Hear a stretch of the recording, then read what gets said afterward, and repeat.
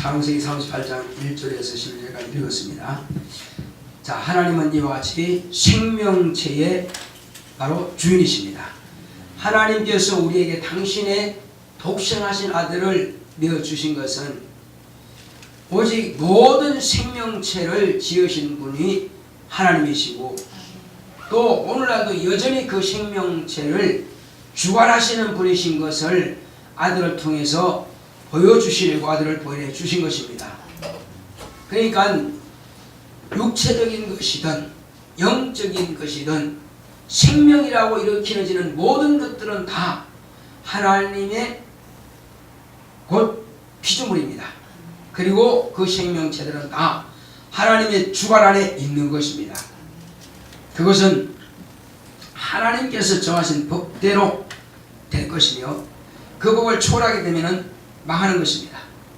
그리고 그 하나님의 법대로 또한 그들을 경영하시고 그들에게 생명을 주시기도 하시고 또한 취하기도 하시는 것입니다. 그러니까 모든 것은, 생명이라고 하는 것은 저절로 난 것, 스스로 있는 건 단 한 가지도 없습니다. 오직 모든 생명이라고 하는 것은 다 그 생명의 주가 되시는 하나님의 손에 의해서 지원받았고, 그 생명은 오직 하나님의 손에 의해서 좌지우지되는 것입니다. 자, 어떤 사냥꾼이 새를 향해서 새총으로 쏘았습니다. 그 새가 떨어지고 안 떨어지고는 하나님의 손에 달려있는 것입니다. 참새 한 마리도 거저 떨어지는 것이 없다는 것입니다. 하나님께서 그 사냥꾼에게 주시기 원하시면 맞아서 떨어지게 할 것이고, 그러나 하나님께서 그 사냥꾼에게 주기 원치 않지만 날아가게 하시면 되는 것입니다.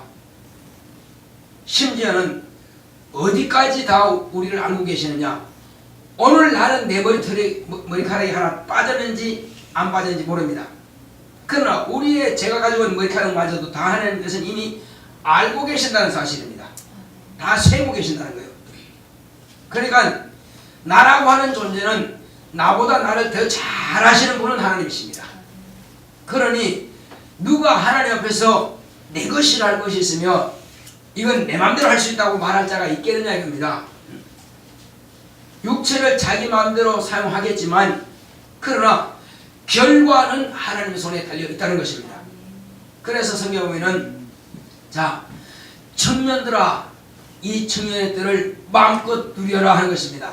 그러나 내가 바로 청년의 때에 내 주가 되시는 하나님을 알라고 하는 것입니다. 그것이 복이라는 것입니다. 하나님을 알지 못하는 것은 복이 되지 못하는 것입니다. 청년의 때 정욕을 쫓아서 열심히 살다가 하나님을 모르고 떠난다는 것은 그보다 더 불쌍한 자가 없기 때문에 청년의 때에 너의 주가 되신 하나님을 기억하라 하시는 것입니다. 자, 여기서 이제 하나님은 창초부터 모든 생명들의 주관자의 되심을 말씀하셨고, 그 생명들에게 하나님께서 복을 명하셨는데, 창세기 1장 22절 보게 되면은 바다에 있는 물속에 있는 것과 공중에 나는 새들과 모든 생명들에게 명하시기를 뭐라고 했습니까? 생육하고 번성하여 땅에 충만하라, 이렇게 복을 주신 것입니다. 명령하신 것입니다. 자, 그래서 모든 동식물들은 다 한 가지로 생명을 유지하려고 발버둥치는 것입니다. 여기 보면 보도블랙이 있고, 뒤에도 보도블랙이고, 또 콘크리트 벽 사이라든지 아니면 저 바닥에 어떤 콘크리트 사이에도 조금만 흙틈이 있으면 거기다가 씨가 떨어져 가지고 그 씨가 또 틈 사이에 나가서 또 쬐끄맣게 꽃이 핍니다. 그것은 하나님께서 명령하신 것을 어떻게든지 지키려고 노력합니다. 어떤 것은 바위 위에다가 이렇게 푸르게 이끼처럼 끼는 것입니다. 그것도 거기서 또 자라가지고 그렇게 척박하지만은 거기서 또 살아갑니다. 생명체가요. 참 신기하리만큼 그것은 다 하나님께서 거기에 필요한 것들을 다 만들어 놓으셨어요. 어떤 약은요, 그 바위를 갖다가 긁어가지고 바위 위에 있는 그런 그 곰팡이 균에 의해서 난 그것이 있습니다. 그걸 긁어가지고 이게 찧어가지고 먹으면 또 낫는 병이 있습니다. 그러니까 그런 모든 식물들과 곰팡이들과 어떤 이런 것들은 다 왜 만들어졌느냐 이겁니다. 인간이 필요하기 때문에 만들어 놓으신 것입니다. 자, 어서 오세요. 어떤 분들은 이런 말이 있습니다. 길거리에 이렇게 가다 보면은 우리가 보는 약초가 있습니다. 풀들이 있어요.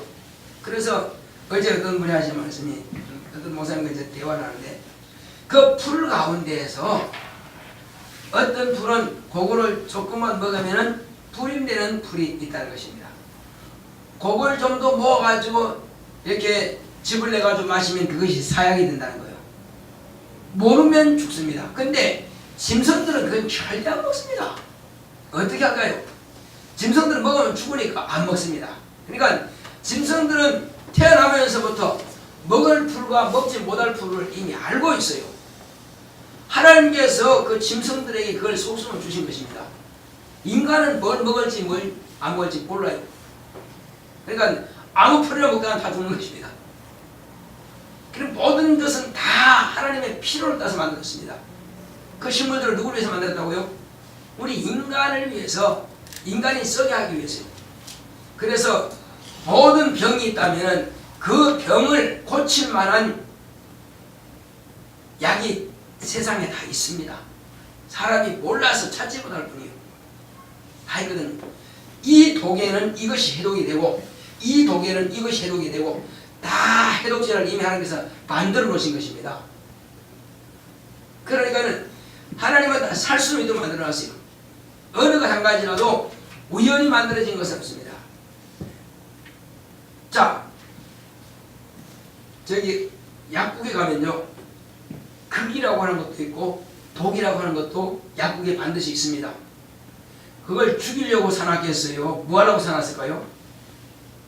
극과 독이라고 하는 것은 그 가장 미량을 섞으면 그게 약이 되는 거예요. 그럼 많이 복용하면 그냥 죽습니다. 그건요. 사약이에요. 그런데 그것도 작게 복용하게 되면 그것은 약이 되기 때문에 그걸 쓰는 겁니다. 자, 여러분들이 어렸을 때 천년두 예방 같은 걸 맞아본 적이 있을 것입니다. 맞아본 적이 있죠? 그걸 맞는 것은 왜 맞느냐? 그것은 이미 천년두라고 하는 그 균을 약화시켜 놨어요. 약화시켜 가지고 사람 몸에 넣습니다. 넣으면은 그 약화된 균이 여기다가 살아요. 몸에 싹 퍼집니다. 그런데 그것을 사람 죽이지 못합니다. 약화되기 때문에. 그것은 왜냐하면은 그것이 퍼져야 나중에 천년두가 침투해 보면은 그것이 뭐가 돼서 항체가 발생해 가지고 그것을 막아내는 힘이 있는 것입니다. 그러니까 본래 천년두 그대로 하면은 죽어요. 그렇지만 그걸 약화시킨 것은 사람이 죽지 않습니다. 다만 그것이 있음으로 인해서 몸에서 그것을 막아낼 수 있는 항체를 만들어낸다 이거죠. 그래서 그게 왔을 때는, 그런 균이 왔을 때는 안 죽고 그걸 막아내는 힘이 있는 것입니다. 그래서 모든 예방주사는 바로 그런 역할을 합니다. 자, 여기서 오늘 제가 말씀드리자는 것은 하나님께서 우리에게 생명 주셨는데 모든 생명들도 다 이와 같이 그런 우리 인간을 죽이는 그런 바이러스들도 생육하고 번성하여 땅에 충만하라, 그 말씀 응한다 이겁니다. 짐승도 마찬가지입니다. 그러면 사람도 창세기 1장 28절을 보게 되면은 너희는 생육하고 번성하여 땅에 충만하라, 이 말씀을 하신 것입니다. 그러면 모든 생명체, 인간의 모든 생명체는 왜 충만하라니까? 그건 인간의 필요에 따라서 생태계를 유지하고 인간의 썩이에 합당한 것을 얻게 하기 위해서 만드셨고, 인간은 그러면 인간은 왜 생육하고 번성하여 땅에 충만해야 되느냐? 그것은 하나님의 뜻을 이루는 도구가 되기 위해서 그렇게 하라 명령하신 겁니다. 창세기 1장 28절에 말씀하신 것은 영이 없는 육체의 자손을 말할 것입니다. 물론 영이 있는 자손에게도 나중엔 그게 효과가 나타나죠. 같이 똑같은 명령이 되는 것입니다. 먼저는 영이 없는 네피림들, 그들이 땅의 충만한 가운데서 가장 탁월한 자 한 명을 택해가지고 그 사람에게 영을 불어넣으셔서 생명이 되게 하시더니 그 생명이 된 그 아담은 또한 생육하고 번성하여 땅에 충만한 복이 같이 연결이 되는 것입니다. 그리고 이제 이후에 영이 없는 사람들을 싹 쓸어버리기 위해서 노아와 그 가정 곧 8식구만 방주에 태우고 그 외의 사람들은 다 물로 수상시켜버립니다. 그래서 영이 없는 사람은 그때 다 없어지는 것이고 오직 노아의 가정 영적 자손만 이 땅에 남게 되는 것입니다. 그 역시 노아는 하나님께서 말씀하신 대로 생육하고 번성하여 땅에 충만하는 복을 또 받습니다. 그렇게 해서 영적 자손이 생육하고 번성하여 땅에 충만하는 복을 얻게 되는 것이고, 그러면 왜 이와 같이 생육하고 번성하여 땅에 충만한 목적은 뭐냐? 그것은 장차 하나님의 아들이 이 땅에 나타나는 길을 예비하기 위해서 그 명령이 필요한 것입니다. 자, 그래서 동물과 모든 생명체는 우열의 법칙이라고 하는 것이 있습니다. 그것은 우성인자와 열성인자 있는데, 우성인자는 강한 자고 열성인자는 약한 자예요. 그래서 모든 우성인자가 활발하게 활동해서 열성인자보다도 더 강한 우성인자끼리 이렇게 조합이 돼가지고 더 강한 자를 계속 보존하게 하는 것입니다. 예를 들면 같은 사자가 있다 합시다.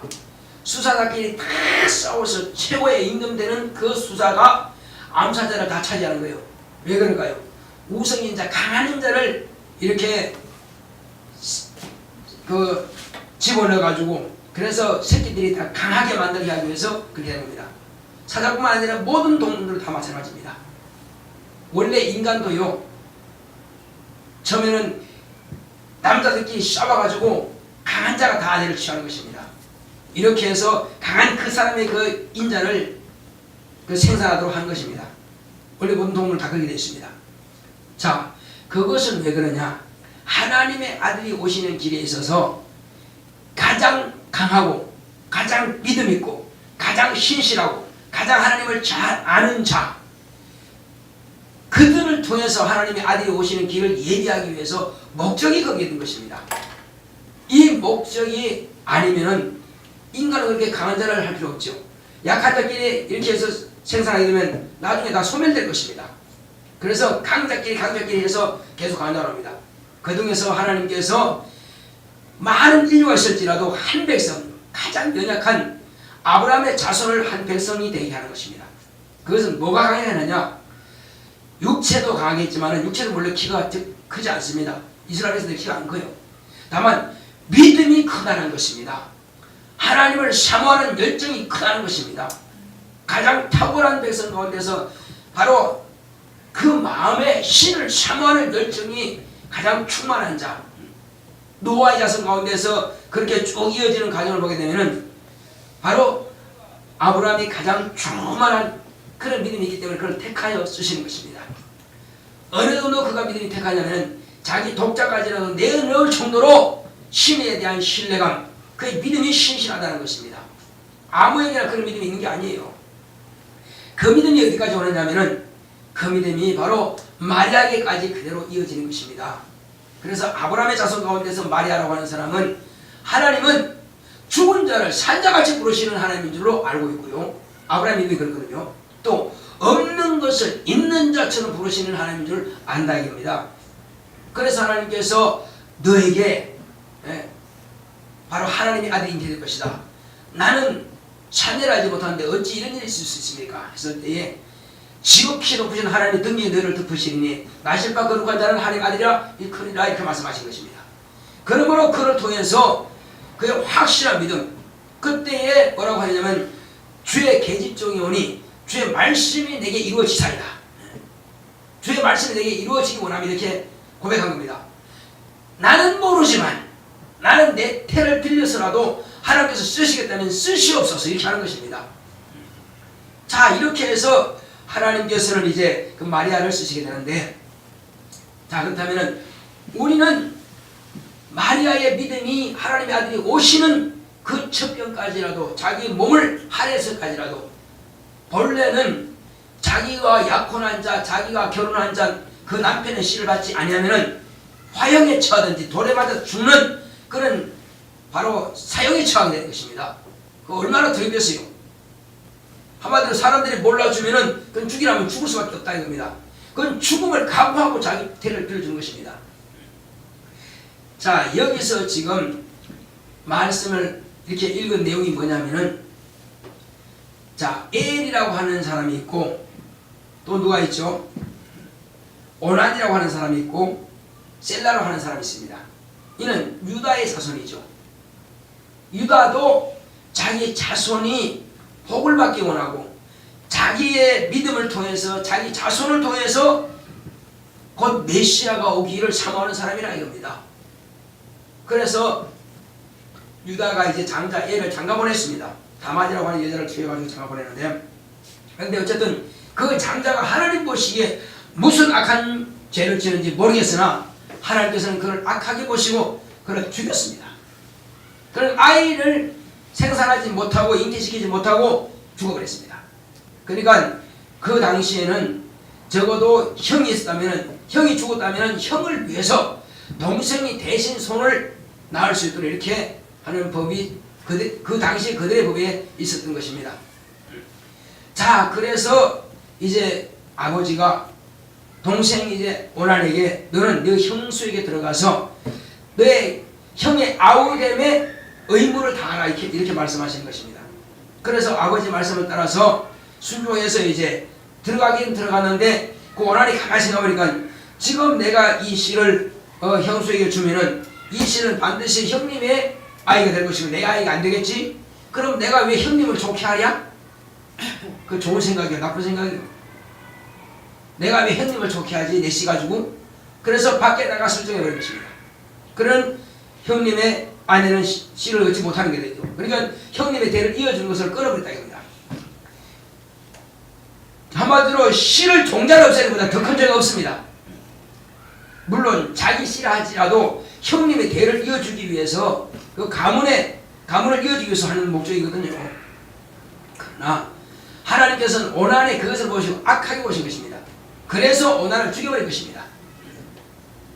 자, 이와 같이 씨라고 하는 것이 얼마나 귀중하냐? 왜? 아까 제가 말씀드렸죠. 우열의 법칙이라고. 우성인자, 강한 자끼리 이렇게 해서, 자, 강한 새끼를 낳아서 그 씨를 계속 보존하기 위한다 이겁니다. 그런데 지금 이는 내가 형님을 위해서 내 씨를 왜 주랴? 그래서 씨 주는 것을 금했다 이겁니다. 이거는 하나님의 법을 거스르기 때문에 그를 하나님께서 죽여버린 것입니다. 자, 그럼 마지막에 이제 아들 셋 가운데서 하나 남았습니다. 그래서 저 아버지 생각할 때는 이러다가는 내 아이가 씨가 마르겠다. 그래서 안 되겠다 싶어가지고, 얘야, 너는 네 친정 아버지한테 가거라. 가서 수술하고 있다가 얘 막내가 크거든. 그때 오더라. 근데 얘가 크게 어느 정도 컸는데도 불구하고 하나님 시아버지는 그걸 부르지 않았어요. 그건 이제 다음 주에 말씀드릴 것이고, 어쨌든 이와 같이 하나님께서 씨를 보존하기를 원하신다 이겁니다. 씨를 보존하기를 원하는데 이 씨를 없애는 것은 죄다. 그래서 육체도 씨를 보존하기 위해서는 강자끼리 이렇게 씨를 계속 보존하도록 이어가는데 그 육체만입니다. 그러면 영은 어떡하냐? 영도 마찬가지죠. 이제 하나님의 씨가 이 땅에 오신 겁니다. 바로 예수님께서 하나님의 생명을 가지고 오셔서 저와 여러분들에게 하나님의 씨를 주신 것입니다. 이것은 육체는 몸으로서 씨를 보존하지만은 하나님의 아들은 그 당신의 몸을 죽여서 당신의 피를 쏟아서 그것이 우리에게 믿음이 되게 하신 것입니다. 당신은 몸으로 하셨지만 우리는 믿음이 되는 것입니다. 그 약속의 말씀인 내가 너를 위하여 이와 같이 몸과 피를 쏟아서 너를 위해서 주거니 너는 내가 하는 이 말과 내가 하는 이 일에 대해서 네가 믿기만 하라 하신 것입니다. 예. 그래서 말씀으로 이미 가르쳐 놓으셨고 가르침 그대로 이루신 것입니다. 우리는 그 사건의 그 사실에 대해서 말씀을 읽고 듣고 믿는다 이겁니다. 그 믿음이라고 하는 것은 하나님의 생명, 하나님의 씨를 내가 안에 모셔드리는 것입니다. 그래서 하나님의 말씀이 내 안에서 완전히 정착되기 위해서는 하나님의 아들이 약속하신 대로 아버지께로부터 성령이 내 안에 임하셔야만이 비로소 그 씨, 그 생명이 내 안에 정착이 되는 것입니다. 할렐루야. 자, 예수님의 피, 예수님의 살, 예수의 입을 하신 말씀, 예수님께서 이루신 공로, 바로 예수 그리스도의 이름, 그 모든 것은 다 하나님의 씨인데 그 하나님의 씨가 내 영혼에 정착되어서 내가 하나님의 자녀가 되려면 뭘 해야 된다고요? 예수님 어서 오세요. 자, 이와 같이 하나님의 씨가 내 안에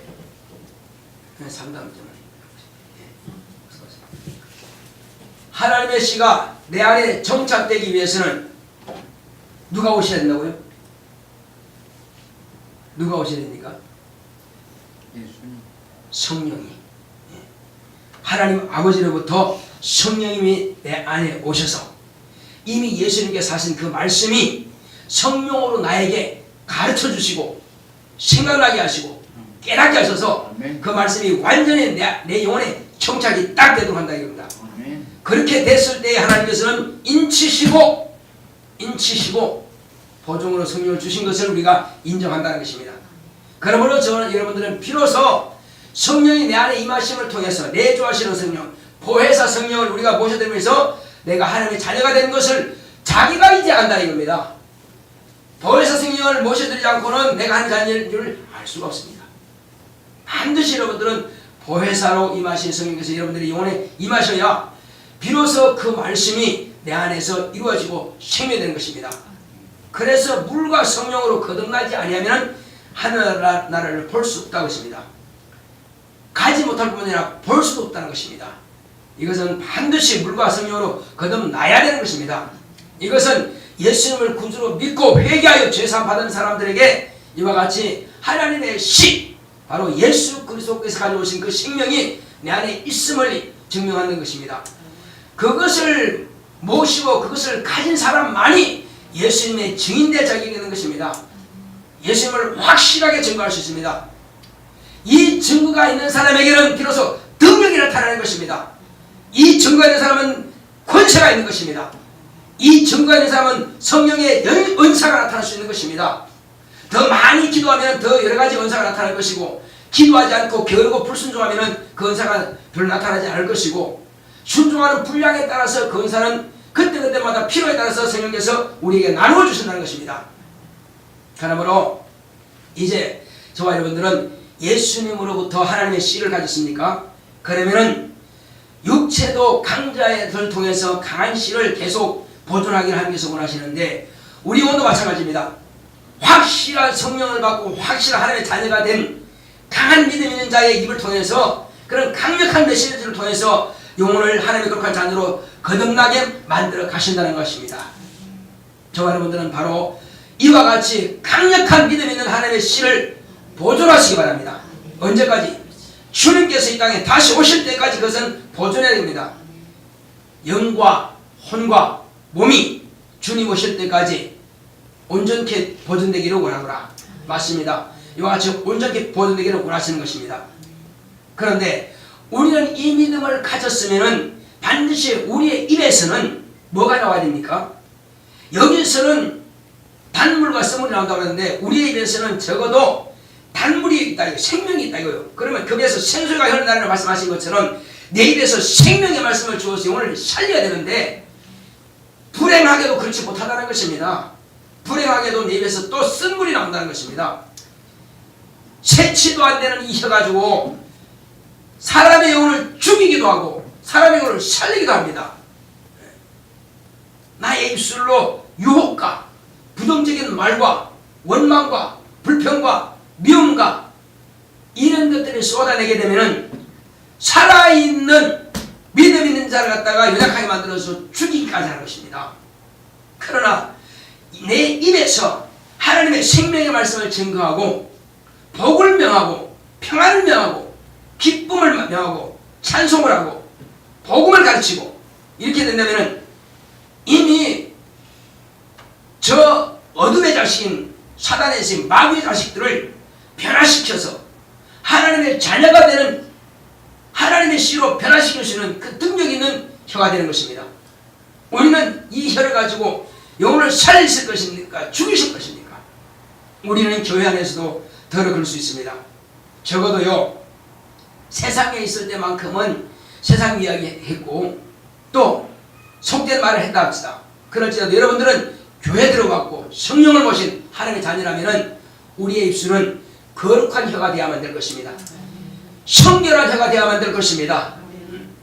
말 한마디를 할지라도 나보다 남을 높여드리고 나보다 남이 낫다는 것을 인정하시고 섬기는 마음을 가지고 겸손하게 말 한마디를 해야 될 것입니다. 아무렇게나 세상에 가지고 있던 그런 속성, 그런 습관, 그런 가지고 세상에 말하는 그대로 말을 교회에서 뱉으면 사람들은 그거 가지고 상처 입습니다. 더군다나 새로운 신자들은 교회에서 무슨 이런 말도 하지? 그냥 교회 왔다 그냥 가버립니다. 그래서 먼저 믿은 우리의 책임이 대단히 큰 겁니다. 자, 그런데 목사님 나는 말 한마디도 안 했거든요. 말 안 했다고 해서 그게 잘한 거 아니에요. 말로서 죽이기도 하고 말로서 살리기도 하지만 우리는 행동이라고 하는 것입니다. 몸은 바디랭귀지라고 하는데요. 말 안 해도 내 몸이 다 말을 해요. 어떤 사람들은 이마에다가 나 기분 나빠 딱 써놨습니다.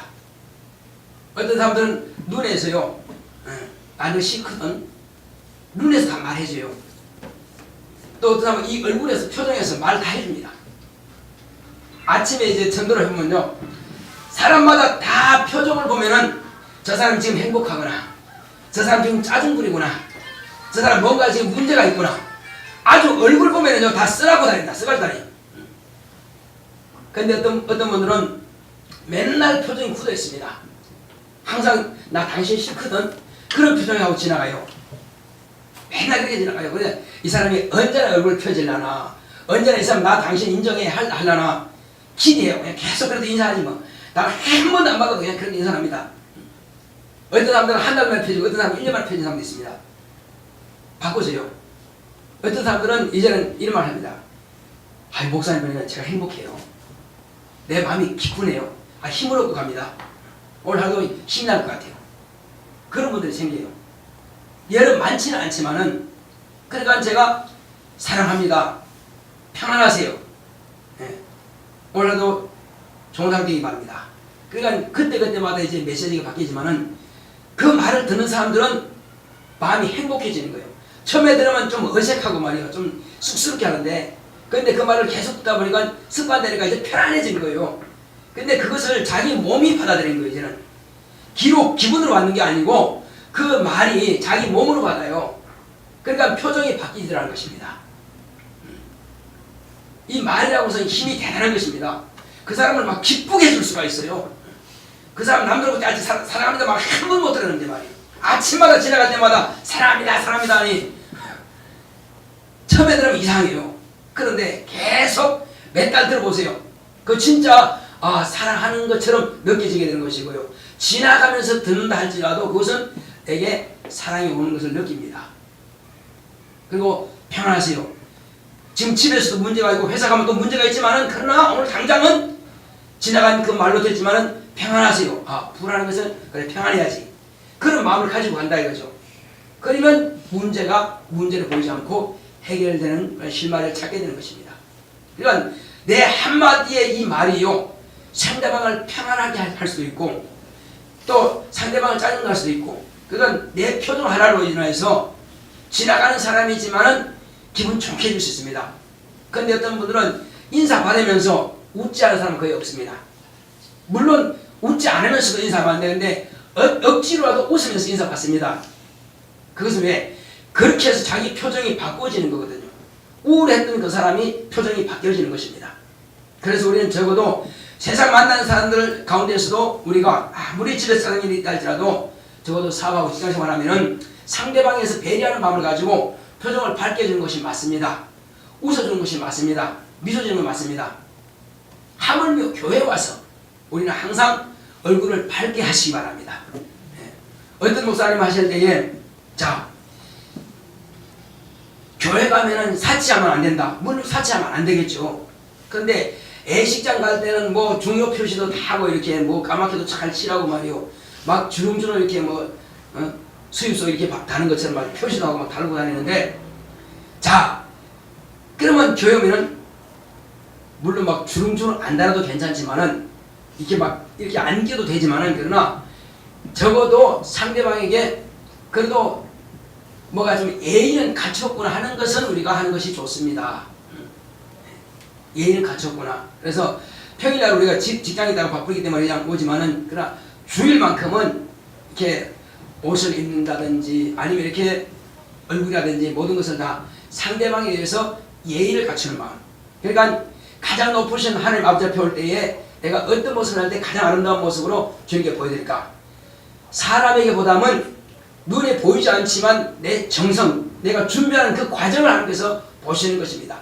그렇게 해서 바로 그 모습, 나의 최고의 모습을 하나님께 보여드릴 때에 하나님께서는 기뻐하시지 않겠느냐 하는 것입니다. 그래서 그 부흥과 선생님 하신 말씀이 그렇구나. 난 그게 사치인 줄 알았더니 사치가 아니라 막 끼고 걸고 그게 아니라 그나마 제가 그분이 늘 하신 말씀은 예시장 갈 때는 좋은 옷을 입고 하면서 옛날에 이제 그 한복 집에서는 설거지 할 때 있던 이렇게 걷으면 설거지하고 내리고 오면 교회 오는 것이고 내가 그렇게 했단 말이에요. 그냥 그렇게 하지 말자는 것입니다.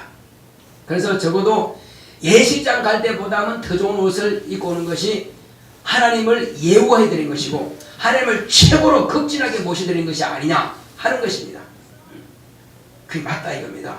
그러니까 수가 몇 명 모이든 간에 그곳에 주님께서 계신다고 인정하면 그렇게 하시라는 것입니다. 그것이 가장 아름다운 모습입니다. 물론 제가 이제 몇 명 될 때는 이제 헌금위원도 세우고 안내위원도 세우고 무슨 행사 때는 한복이고 겨울은 춥습니다. 겨울에는. 그래서 겨울 추운데도 그래도 한복 입고 와요. 달달 떨면서도. 자 그러나 앞으로는 그렇게까지는 하지 않는다 이겁니다. 그때마다 맞는 그냥 가장 내가 편리하지만은 가장 하나님 보시기에 아름다운 옷을 입고만 됩니다. 자 그렇게 해서 우리는 적어도 사람 앞에 보다는 하나님 앞에 우리가 예의 갖춘 것이 맞다는 것입니다. 할렐루야. 이렇게만 한다면은 하나님께서 우리에게 점수를 주실 것입니다. 그래서 우리는 때로는 이 사람은 나에게 이렇게 대하고 저 사람은 저렇게 된다 할지라도 나는 이 사람 저 사람에 따라서 내가 행동과 말과 표정을 바꾸는 것이 아니라 나는 하나님의 말씀을 따라서 이렇게 대하든 저렇게 대하든 나는 그분의 법을 따라서 그분의 명령을 따라서 오직 그분의 자녀답게 행동을 취하면 될 것입니다. 절대로 상대방 감정 따라서 상대방에 대한 대하는 데 따라서 대우하지 마시기 바랍니다. 저와 여러분들은 적어도 하나님의 자녀가 된 권세가 있는 사람들입니다. 하나님의 자녀입니다. 우리는 신분이 그렇게 하는 겁니다.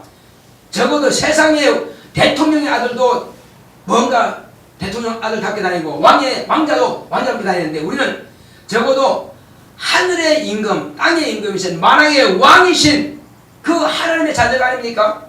그렇다면 그런 당당한 보고도 당당한 걸음과 행동과 모든 말과 이런다. 나에게 그들이 어떻게 대우하든지가 상관없다 이겁니다. 남대문 신랑 지격꾼들은 자기가 정치 다 하고 대통령이 이렇고 왕이 이렇고 다 말합니다. 그들이 말한다고 해서 왕이 지나가다가 야 너 왜 그렇게 말하냐 하지 않는다 이겁니다. 그 사람들은 욕할 수도 있고 비방할 수 있습니다. 관심하지 마라 이겁니다. 교회 안에서는 사업장에서는 직장에서는 상관없이 여러 사람이 나에게 어떻게 대우하든 거기에 감정 섞지 마시기 바랍니다. 우리는 오직 하나님의 자녀다운 그런 면모를 갖추시기 바랍니다. 생각과 행동과 마음이 일치되어서 그러면 그들이 나에게 어떻게 대하든 거기에 감정 섞지 마시고 무슨 말을 하든지 간에 감정 섞지 마시고 오직 우리는 자녀답게 그들에게 대우해 주시면 하나님께서 여러분들에게 박수를 보내주실 것이고 하나님께서 여러분들을 높여주실 것입니다. 그러면 반드시 승리는 저와 여러분들의 것이 될 것입니다. 할렐루야. 자 우리 시간 기도할 때 주여 나로 하여금 이 땅에 사는 날 동안에 누가 뭘 하든지 간에 내가 그 사람 대우하는 따라서 대우하지 말게 하시고 나를 하나님의 자녀답게 하나님의 하나님의 생명을 가진 자답게 내게서 생명의 말씀을 나가게 하시고 살리는 자가 될 수 있도록 내 표정 하나를 통해서 사람을 살리고 말 한마디 통해서 사람을 살릴 수 있도록 하시옵소서. 고맙고 감사하신 아버지 하나님 감사합니다. 하나님께서 함께하시는 자의 주심으로 오늘 이 시간 우리를 이와 같이 주님께서 우리에게 명하신 말씀을 따라서 하나님 아버지여 내가 어떻게 하는 것이 바람직한 하나님의 자녀인 것을 우리가 분명히 들었습니다. 하나님 아버지여, 말 한마디 행동 하나에도 아버지 주시여 여기에 언어가 포함되었습니다. 하나님 아버지여, 말 한침 하지 않지만은 내 표정에서, 내 눈에서, 내 입술에서, 아버지 주시여 내 몸의 행동에서 모든 언어를 다 말하고 있사오니 그러므로 아버지 주시여 내가 모든 사람을 대할 때에 하나님의 자유로운 그런 아버지 주시여 면모를 가지고 그런 마음을 가지고 그런 생각을 가지고 행동할 수 있도록 역사하여 주시고 상대방이 나를 대우하는 대로 따라서 하는 것이 아니라 나는 적어도 하나님의 자녀의 자존심을 가지고 하나님 아버지여 하나님 아버지라고 하는 것을 우리는 알고 있습니다. 내가 하나님의 자녀인 줄 압니다.